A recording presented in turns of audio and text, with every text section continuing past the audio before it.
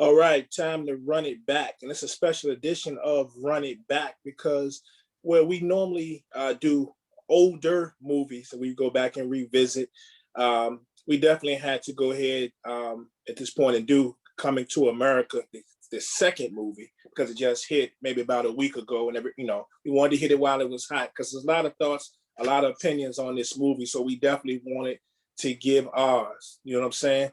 So, Source, my brother, I know you were waiting for this. I know you were waiting for this movie. This is, one of your joints, this franchise. What you think, man?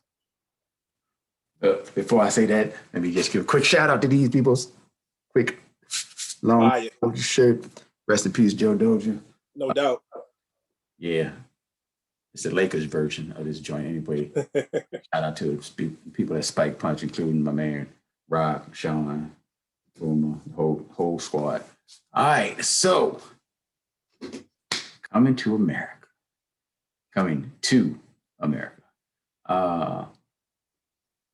What you mean what I think, Brian? You trying to set me up from the beginning? You want me to go in already? Well, I mean, you can talk about your overall feelings of it. I mean, if you can wait till the end if you want to give your exacts, but I mean, what was you feeling it? Well, let me speak on the other people. I've seen people who love this movie. I've seen people who hate this movie and everything in between, from the rooter to the tutor. And I can find a place where all of them are probably right in their opinion. Good. If you're looking at it and you're like, it's not what I wanted it to be, and it doesn't stand up to the original, I get it. If you're looking at it like, man, this was great to see all these characters again and just the whole thing, you loved it, I get it. I'm with you on whatever way you feel. As long as you have an opinion, something substantial to back up your opinion. You're not just saying it's whack or it's the best movie in history. Well, me, I just went into it myself, and I think some people did too, not expecting it to be the first movie. Like, first of all, how do you talking about follow up? How can you even get close to, when you're following a classic? A absolute classic. And you and I went over when we did the actual revisit of the 1988, the first movie, on why I feel it's a classic, and most people would agree. But this movie, I went into with a clear mind, not a lot of expectations. I just hope that it wasn't a horrible movie. I could take it being anything but a horrible movie. And so I've now watched it twice, and I will just say this. When I first watched it, even though I didn't go into it with a lot of expectations, I still wasn't totally wowed by it. I thought it was just okay. Upon my second watching of it, I actually liked it a lot better. And you got to take it for what it is. To me, the first thing I think about when I see this movie is it's kind of a Coming to America meets, I don't know, Welcome Home Roscoe Jenkins, right? Like it's a totally different type spin because you've got so many notable people in the movie. You've got the comedy, you got the seriousness, you got the debacle. It was kind of a merging of two movies for me. And so overall, I think it was okay. But I'm with you. I understand everybody's feelings towards the movie, man. And what I do like about it is we open right off top in Zamunda. You know what I'm saying? Like, would you ever thought there'd have been a McDowell's in Zamunda? We started out in Zamunda, and we started out with Garcelle Bouveau again. Yeah. I don't know if she wasn't the first person to say something, but just seeing her at the beginning, it was like, yeah, they brought back Garcelle. So that was dope. And the whole fact that they were in the bed and like, it is our anniversary. Like he said, it is my birthday. And yeah. I'm sorry, what was the question? No, it really was no question. I just love the fact of how they started out with a lot of familiar stuff. Garcelle looked good, by the way. We talk about folks aging a little bit. She aged really well. Like she looked really good in that. I would like to mention though, I like how they try to keep up with the times a little bit. Like everybody's going vegan and plant-based. We have, one of my sons is actually, he's going that route. He seems to Oh love yeah. it. But they were talking about the burger was made completely out of grass. I thought that was funny right off top, man. I was surprised that they acted like they didn't like it for real. Yeah. Oh, I thought they try to hype it up. But yeah, that was funny. That was funny. Just and they had Louis in the joint. They brought Louis over. No doubt. Just all of it, man. It was just all the nostalgia. Like I mentioned before, I think of it like I think of Tribe's last album. I love Tribe. I love Come to America. I appreciate the last album. I appreciate the movie, but I wouldn't. I mean, I didn't expect them to be world beaters or anything. Yeah, and sticking with the characters, man, we got to see our boys was back in the barbershop. I thought they did a really good job with them. If you're not thinking too hard, we all know really there'd have been a 30-year difference.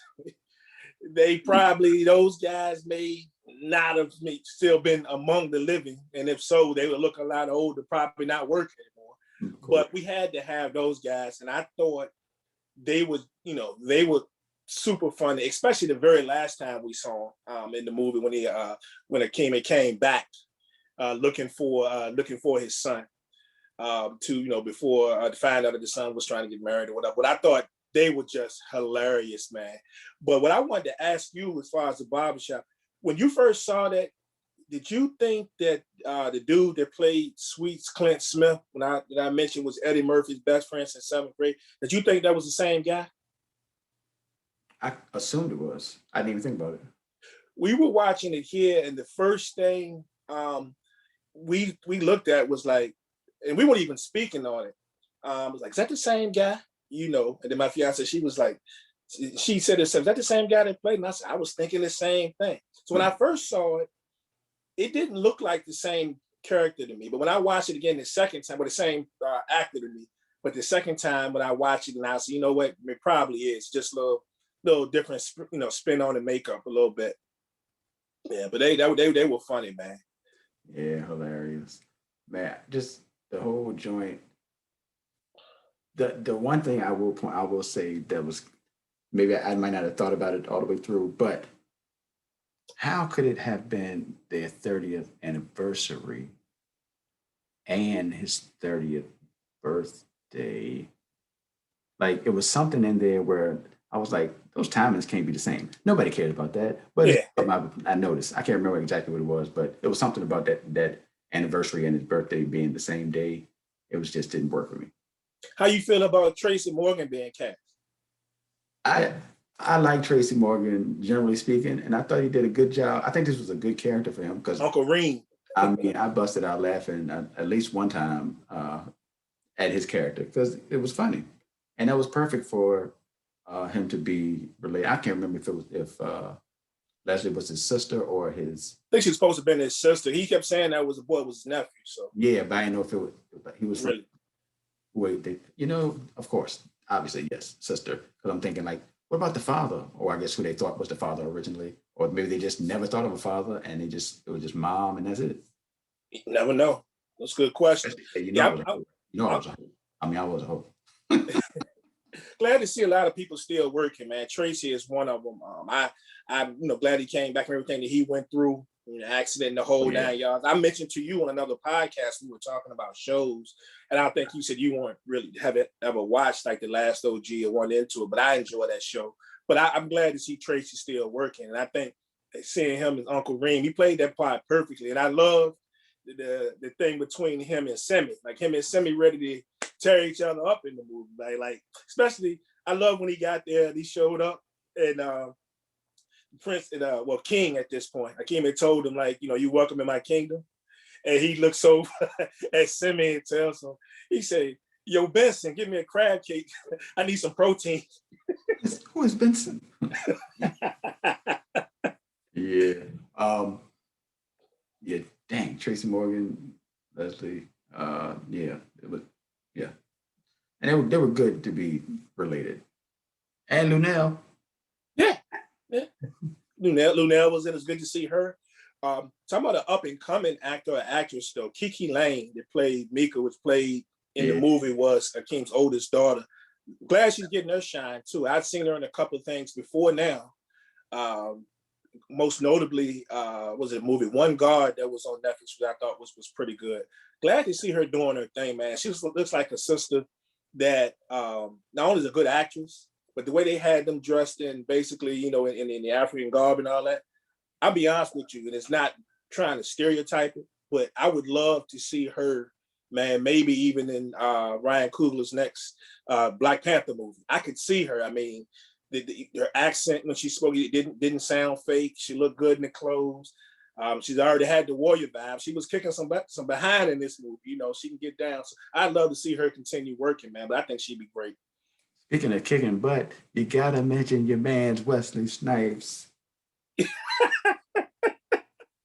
Funny you brought up Wesley. That's Stroll, bro. That's Stroll. And people were tripping on social media talking about somebody had put on that they couldn't stand his walk or something, and you know people gotta pick all this stuff.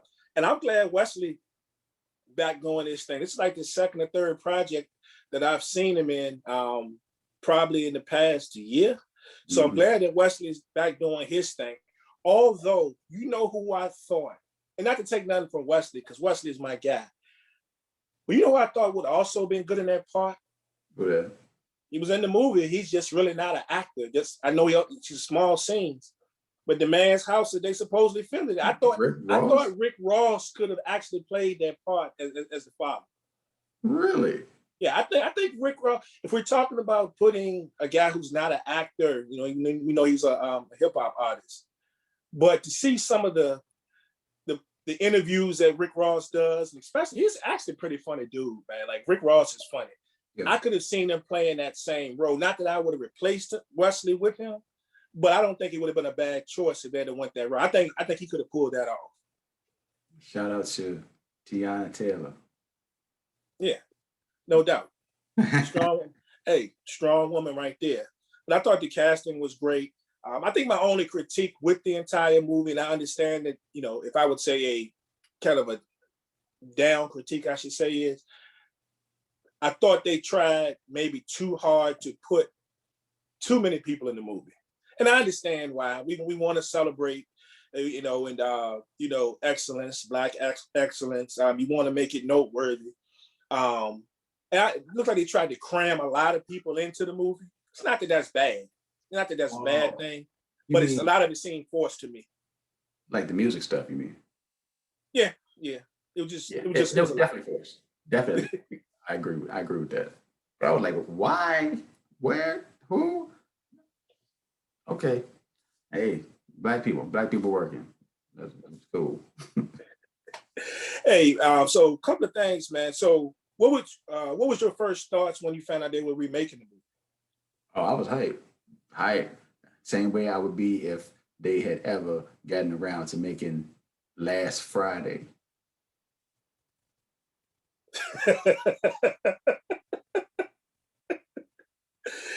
I look at it like this, man. I like the way they played off of it, because if you look in the movie, so they kind of harken back to this.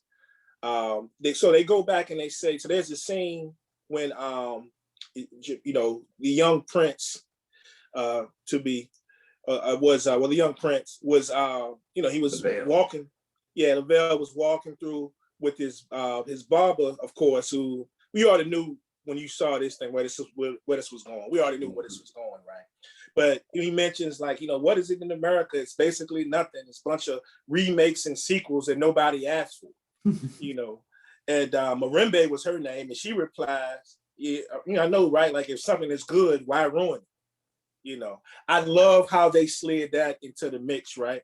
So, and I think they knew that this movie was going to they were hoping it would hit, but it would probably get mixed reviews for obvious reasons, man. But they did their thing anyway, and I definitely gonna take my hat off to those people, man.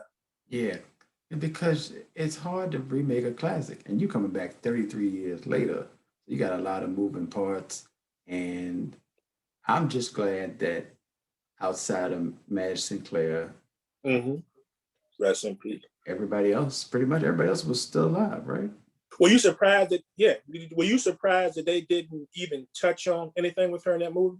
Well, they mentioned her. They mentioned They what did. I would missed your that mom part. say. It was like, what would your Well, mom say or something like that. well, they mentioned what would your mom say, but were you surprised? Unless I missed it both times that I saw it, that they never even kind of mentioned that what happened to her as far as in the. Nah, because she's gone in real life, unfortunately. So with her being gone, I mean, we might not have known that because we might not have followed her Mhm. career. She died like 7 years after the movie. Like, Yeah, and I didn't even know till my fiance looked it up. I was like, oh, I didn't know it yeah, was like that, like 95 or whatever. Now I just thought I was a little bit surprised. I thought that maybe, when the king, before he passed away, that there could have been, it might have been something in this, him talking to King, when your mother was alive, we hoped for you, blah blah blah, whatever, or she, this right, right. just kept it moving. But they didn't touch on it at all, which respectfully, it is what it is. Um, but so a couple things for me, man. Why I did like this movie, man. To wrap up for me. First of all, you look at the movie and everything is symbolized, and everything. It's a lot of good messages in this movie. For all the critiques, now they did this. They should have had a darker person doing that. Why they do this? This is not how they downgrade our people. Of course, it's gonna be people out there with that, right? But I Always. look at a few things in this movie. First of all, the scene where the king, now Akeem, he goes when he's back and he's kind of trouble about everything that's going on, and he ends up at McDowell's and he's back in there mopping the floor. We always seem to go back to the things that make us, comfortable when we get in a predicament or something like that, or something that we can't handle, right? I Right. love that part. And I also love the part whereas we as men, and we mess up a lot, right? Anytime we trying to get out of the doghouse, we always go back to something that the woman loved, that our woman loved, and to see, Akeem playing, had the people playing to be loved, and Lisa comes out and hears that, and she's all happy again, and she's feeling, I just love the way that they touched on those things, because those things are real, man. Oh yeah, absolutely. And shout out to John Amos. I'm just like I said, I'm just glad that so many people were still alive to make this movie and to remind us of that black greatness that we saw Mhm. way back in '88 and still alive today. And like you mentioned, um, the future project, which is Black Panther 2, which Mhm. is already on the move, Mhm. what I've heard.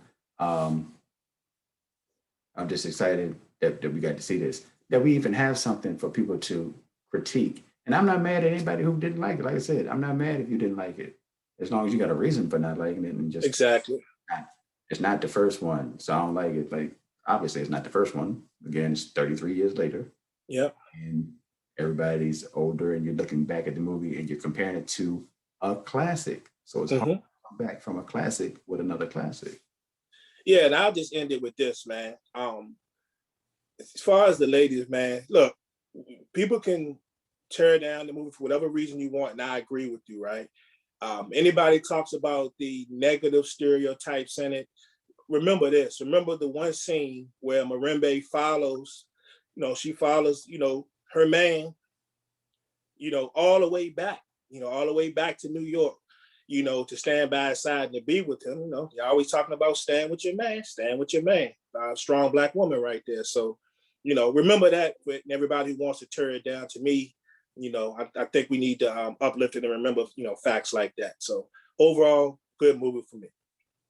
Good movie for me. Are we gonna do a beer rating on this joint? Um, yeah, we could. We could. I'll say this. Anybody, if you're watching for the first time, we always rate 1 to 5. 1 being the lowest, 5 the highest. It's always on your favorite beverage. Of course, Source and I are beer drinkers. So for me, taking it for what it was, I will give it a 3.5 for me out of 5 beers. Okay. I'm going 3 beers, and then I started drinking one and realized I fell asleep. I fell asleep on the fourth joint. I just cracked it, took a hit, put it down, ended up falling asleep. So I'm going 3.25 prime, 3.25.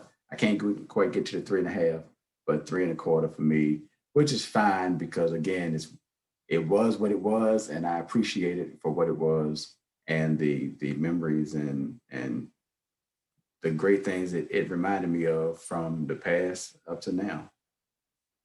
And just the fact that we were able to do this, man, this is Black history.